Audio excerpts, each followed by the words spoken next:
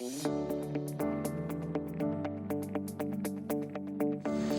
everyone, my name is Teresa Anristed and I am the author of Succeed in Introductory Financial Accounting N4 for Oxford University Press. Today I'd like to save you some time by highlighting the changes in the revised NETed syllabus, and then I'd like to show you how our books can help you implement those changes in the classroom.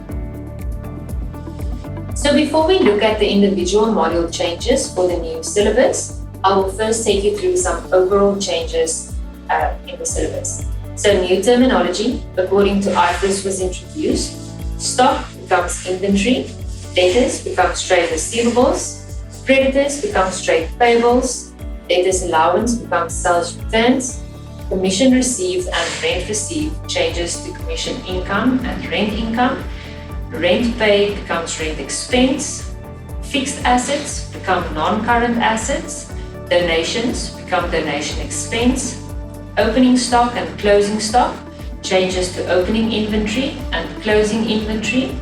Debtors control becomes trade receivables control. Creditors control becomes trade payables control. And sole trader becomes a sole proprietor. There were also some journal names that changed. Debtors becomes the sales journal. Debtors allowance becomes the sales returns journal. Creditors becomes the purchase journal. And creditors allowance journal becomes the purchase returns journal. All of the abbreviations for the journals were also changed, as you can see on the screen. The last overall change was the names of the financial statements and the notes that were also changed. Income statement becomes the statement of profit and loss. The balance sheet becomes the statement of financial position. The cash flow statement becomes the statement of cash flows. The capital note is replaced by the statement of changes in equity.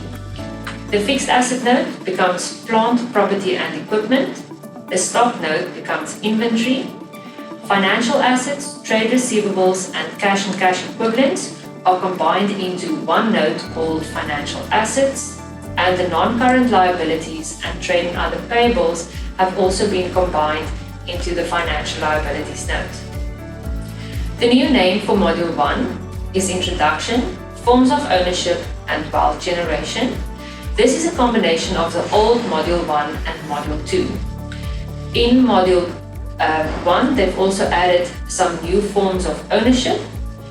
They've added the state-owned company, the public company, as well as the private company, and then closed corporations has been removed.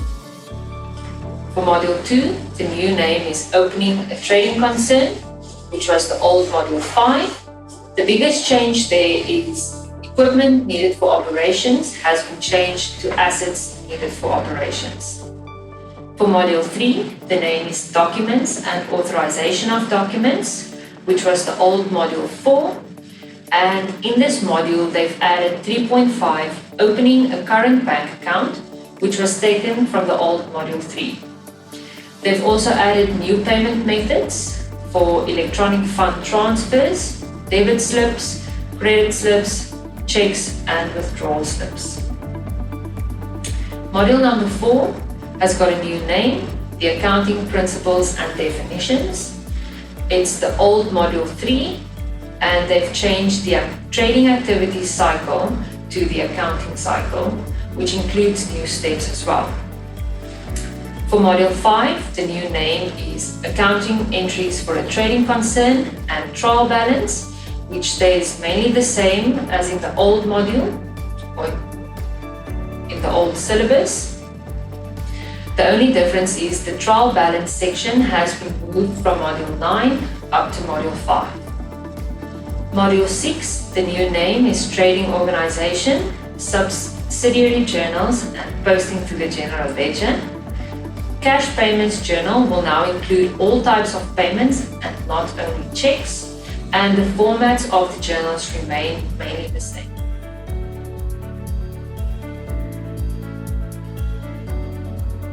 For Module 7, the new name is Trading Organizations, Wages and Salaries. Not a lot has changed for this module, but some new deductions have been added. Pay-as-you-earn or payee has replaced income tax, and they've also added a staff association deduction. The formats of the journals have not changed for Module 7.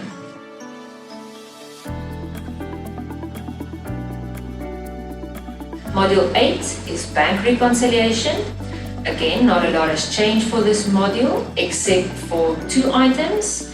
Items on the journals but not in the bank statement now also includes outstanding payments or EFTs. And then items on the bank statement but not in the journals also includes deposits by trade receivable.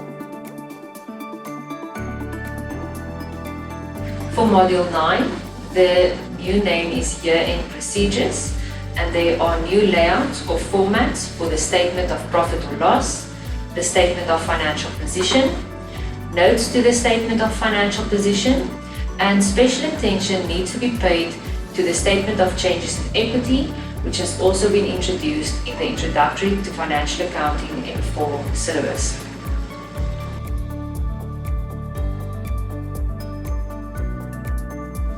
Now that we've taken a look at the changes in the revised dated syllabus, I'd like to show you how our books can help you to implement these changes. Firstly, we'll be taking a look at the Introductory Financial Accounting N4 student book. This book is written according to the 2020 syllabus and developed especially for the DHET student at Introductory N4 level. This book provides students with the necessary theoretical knowledge to write their exams and practical application to enter the workplace confidently. In front of you, you will see a module opener. On this page, you will see that the units that should be covered are listed, as well as the learning objectives according to the syllabus. Key terms are also listed on this module opener, and for every module, you will also have a starting point explaining what will be discussed or covered in the module. Then, we will also give you clear accounting tables with all the necessary explanations on how to complete them. Accounting terms are also explained clearly at the bottom of some of the pages. You will find them in these definition boxes. Text will be bold in paragraphs, and the definitions will be listed at the bottom of the same page.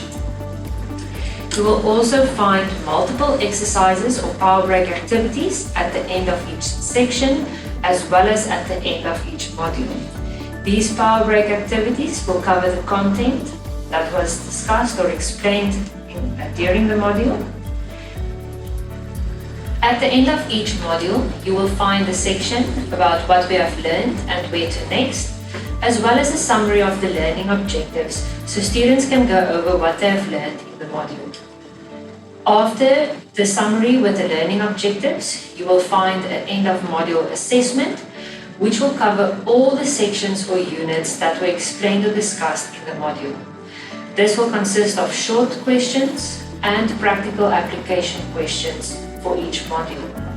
Then, at the end of the student book, once all the modules have been covered, students will also have the chance to complete the mock exam, which will include questions that cover all the modules or topics in this textbook.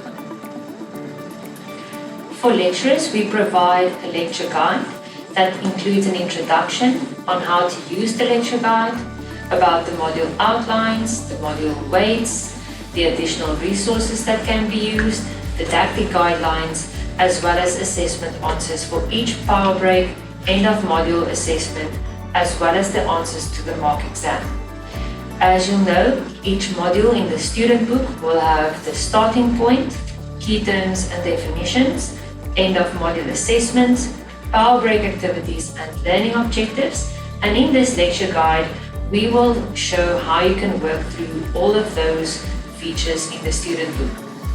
The Learning Zone is also available to all lecturers, where they will be able to get access to PowerPoint slides. Lecturers can track students' progress in ready-made interactive assessments, and they will have access to links to videos and additional content without typing it into the browser. The lecture guide also includes the syllabus aims as per the revised syllabus, prerequisites, the duration of the semester, the evaluation that should take place during the semester, how the semester mark is calculated,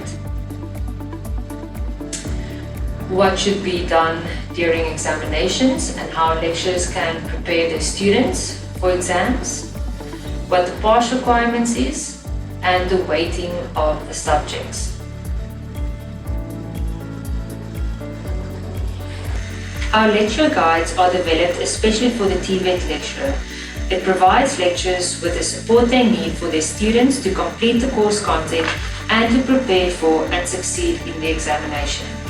Our lecture guides also provide information on using the lecture guides, the benefits of the Learning Zone, Oxford's online learning portal.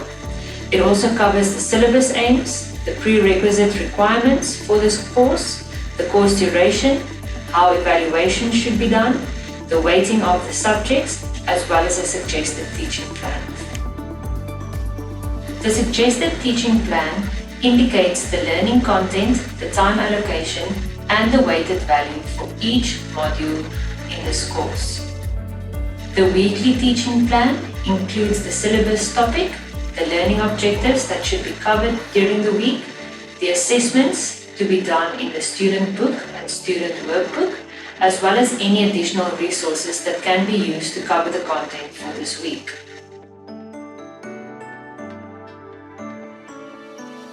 For every module in our lecture guide, we also provide the module outline, the learning objectives, the module weights, and didactic guidelines as per the syllabus. We also include teaching suggestions, additional resources, and answers to each power break activity and end of module assessment. Lastly, our lecture guide also includes the answers to the mock exam. Our workbooks have been developed especially for students using Succeed in Introductory Financial Accounting N4 and Financial Accounting N4 student books as a textbook.